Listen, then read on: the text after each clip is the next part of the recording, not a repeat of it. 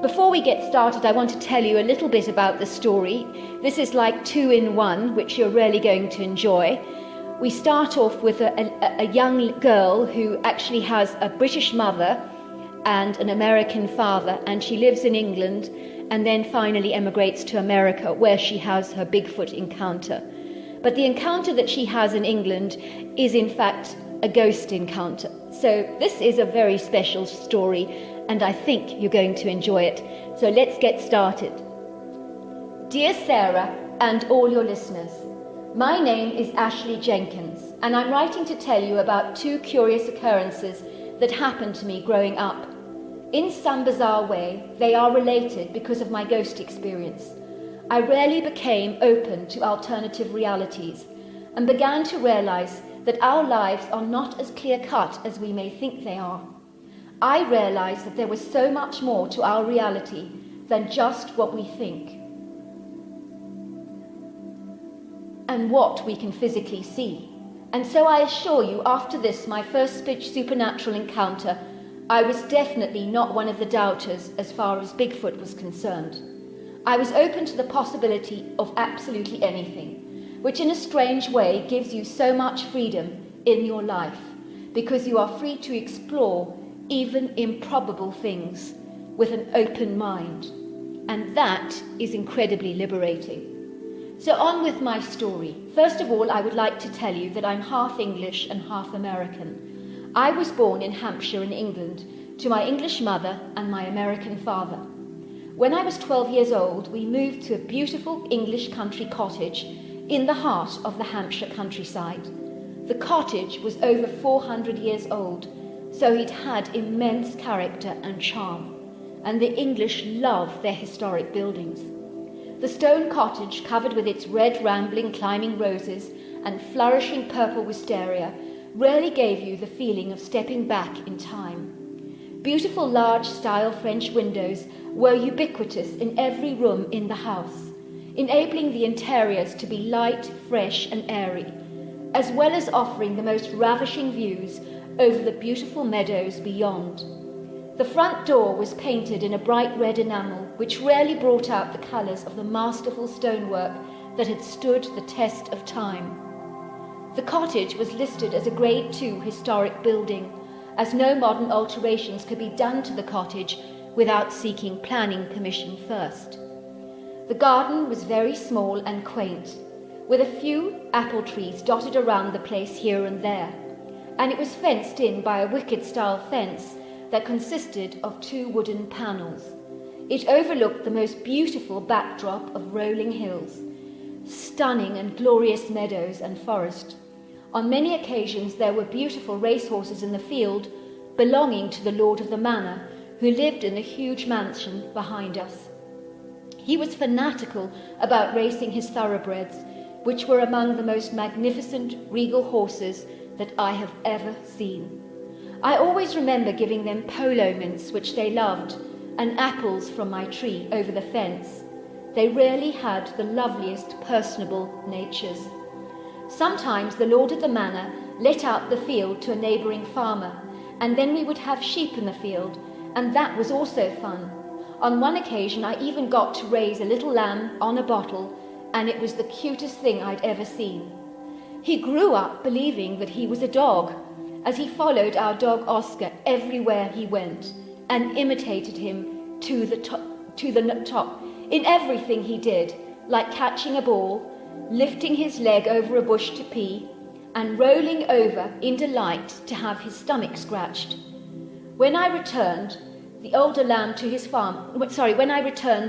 to the farmer, he was amazed to see that the creature gravitated towards his own working sheepdogs and ignored the other sheep in the field because he thought he was a sheepdog too. So the farmer raised him as one of his dogs, and he even assisted them in chasing after the other sheep. I gather he remained a happy member of their family for many years. Luckily for him, he avoided ending up as a tasty leg of lamb on the dinner table.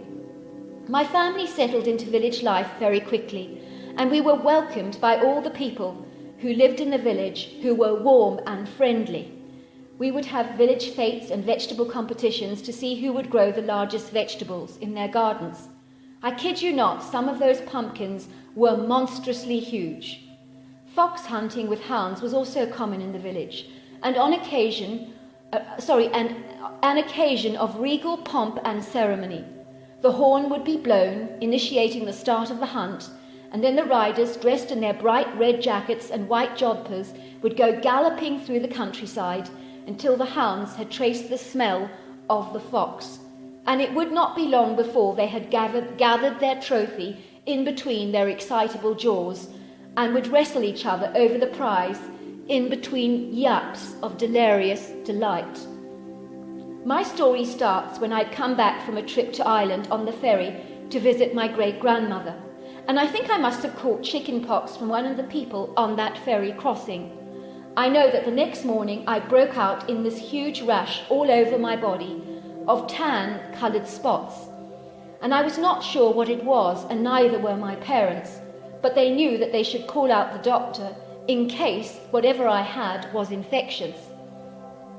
My parents called for the doctor to come at 11 o'clock that morning, and so when we heard a loud knocking at our front door at 10 o'clock, we were surprised that the doctor had arrived a whole hour earlier than was scheduled, but gladly we let him into our home. Imagine my father's surprise when he opened the door to a man wearing a huge top hat from another time. He was dressed with a crisp white shirt and a black jacket with tails and black pants, and the shiniest black shoes you have ever seen, that you could literally see your reflection in. He was also wearing one of those old-fashioned pocket watches. My father was amused by the doctor's appearance. He was used to the oddity and quirky behaviours of the English by now, and so thought that this man, whoever he was an eccentric type, or maybe he was dressing up for some kind of role play for an English historic event. Those sort of things do happen often in our part of the world. "You must be the doctor," he said. "I like the tails thingy," he said, pointing to the doctor's jacket in humour. "Would you like to come in?" "How is she?" asked the doctor. "I got your message and came immediately." "Oh, I thought you were coming at 11, said my father. "Our daughter is covered all over with brown spots, and we are just a little concerned about her." "All in good time," said the doctor. In his hands he carried an old-fashioned doctor's case. He entered my bedroom with a huge smile. "How is the patient?" he asked, touching my forehead with his hands. When he did that, I felt a rush of cold air go right through my whole body, and I did remark on how cold his hands were. He examined my spots and told me that I had chicken pox, and that it was very common and could be very serious if you did not look after yourself. "Chicken pox? Common?" asked my father in surprise. "I thought we had eradicated it with all the advances in vaccines. Should she have not been vaccinated from it?" The doctor did not reply. Instead, he opened his strange suitcase and proceeded to examine my ears, and asked me to open my mouth so that he could look at the back of my throat. "Say ah," he said. "Ah, say ah, ah." And he looked into the back of my throat with a weird-looking instrument, but such that I have never seen before. "Just make sure you give her plenty of fluids, lots of fresh chicken broth, and plenty of rest. You cannot go out until you are no longer infectious.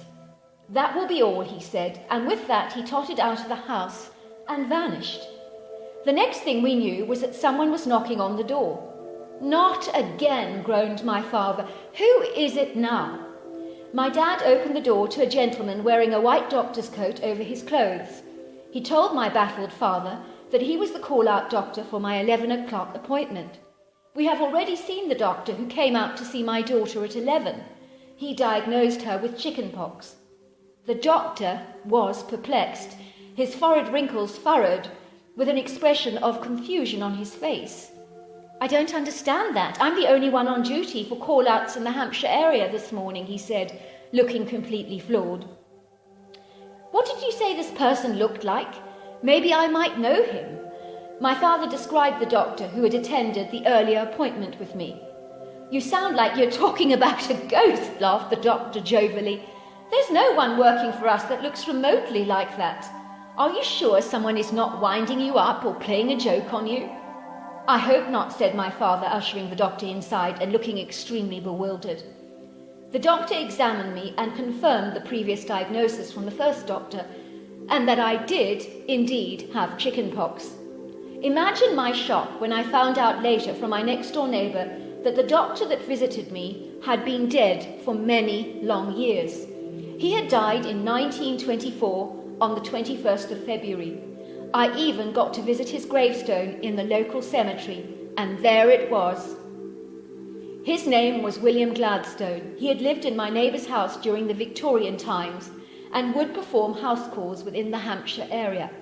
My neighbour showed my family a picture of the doctor, and it was the very man who had visited me the day that I was sick. I remember he was as real and lifelike as you and me, and that is what astonished me most. And his hands had been cold to the touch, but they were physically real, and that is a promise. How was this possible, I wondered. I was also to learn that this very same doctor had indeed visited 2 other people in the village when they fell sick, and they had had very similar experiences to me. I only saw this Victorian doctor one more time. He was walking along the village green at about 6 p.m. in the evening. I knew it was him. I recognized him in his top hat and tails. And then he just vanished before my eyes. That was the final confirmation for me that this man was indeed a ghost, because nothing just vanishes before your eyes like that. When I turned 14, my parents moved to North America, where we bought a beautiful cabin in the Tennessee countryside.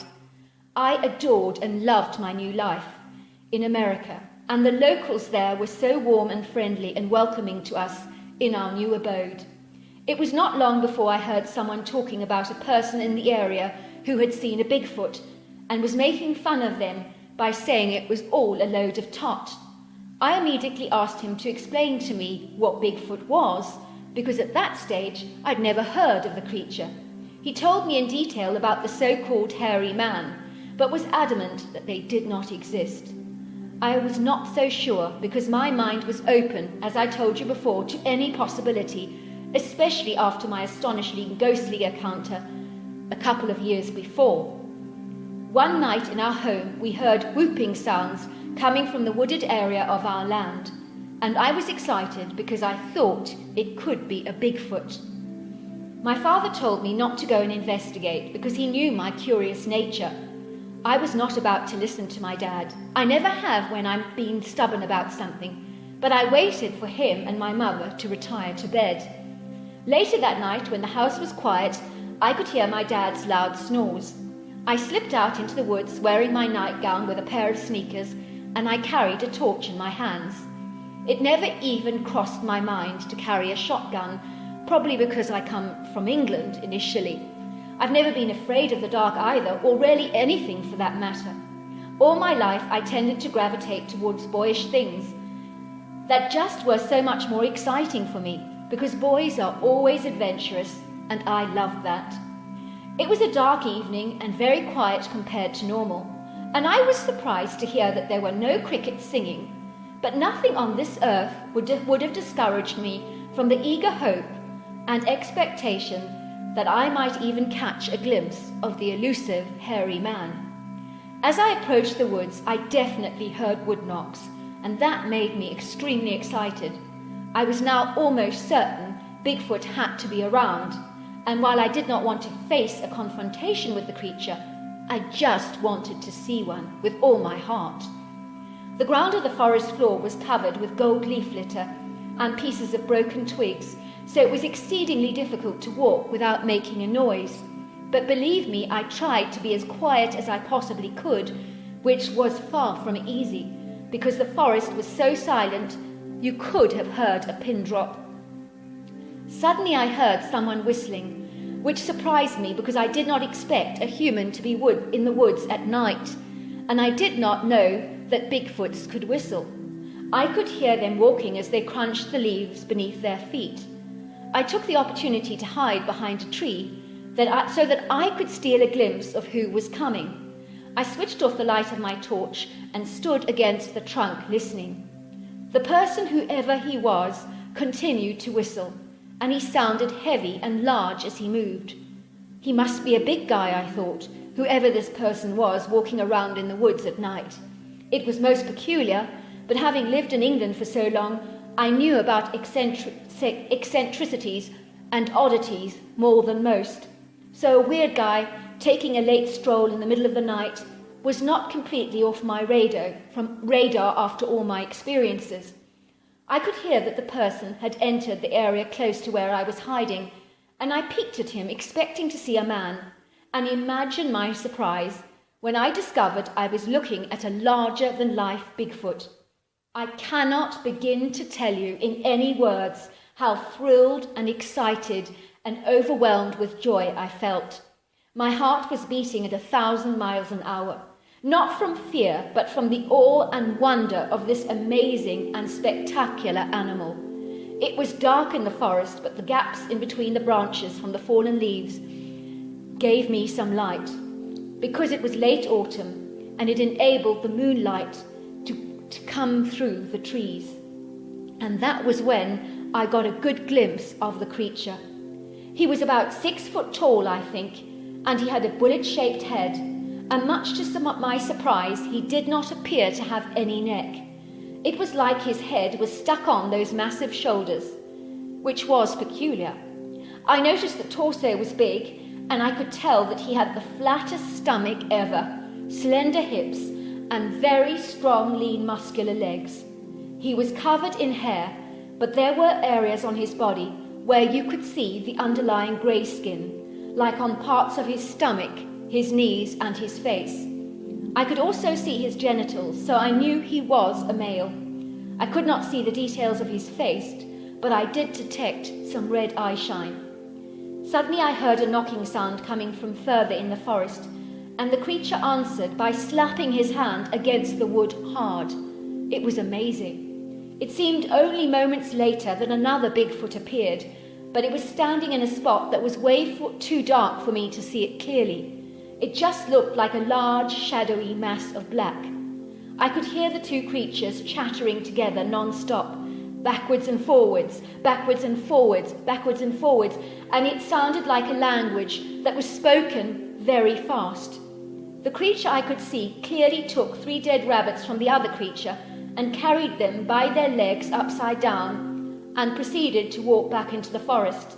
And they chattered all the way like they were enjoying an amazing conversation. I will never know whether they knew I was hiding there or not. Anyway, whether they did or didn't, I'm glad that they ignored me, because a one-on-one encounter, even for me, may have been a little intimidating and overwhelming. So there you are. Those are my 2 stories that made me a believer of the unexplained and supernatural. And one thing is for sure, I know that Bigfoot is real. I hope you enjoyed my story. I just want to say that that was an amazing story. I love the fact that we got introduced to the English lifestyle and then we go into an American lifestyle, and 2 very different encounters, both which were absolutely extraordinary. I really loved the visitation of the doctor coming to see you and being larger than life and being real, and the fact that other people in that village had experienced the very same thing that you did. That was amazing. And the fact that you actually got to see a Bigfoot and believed in him without doubting, that in itself is incredible, because that takes faith. And maybe that's what we need, is to have a little faith and an open mind. I just want to send my love to all my viewers anywhere in the world, to people in Kenya who are tuning in, hello there. I want to send my love to Bullet, who tunes in all the time, and I just want to thank all of you guys for being so involved with my channel. I really appreciate your encouragement and support. Until next time, goodbye and good night.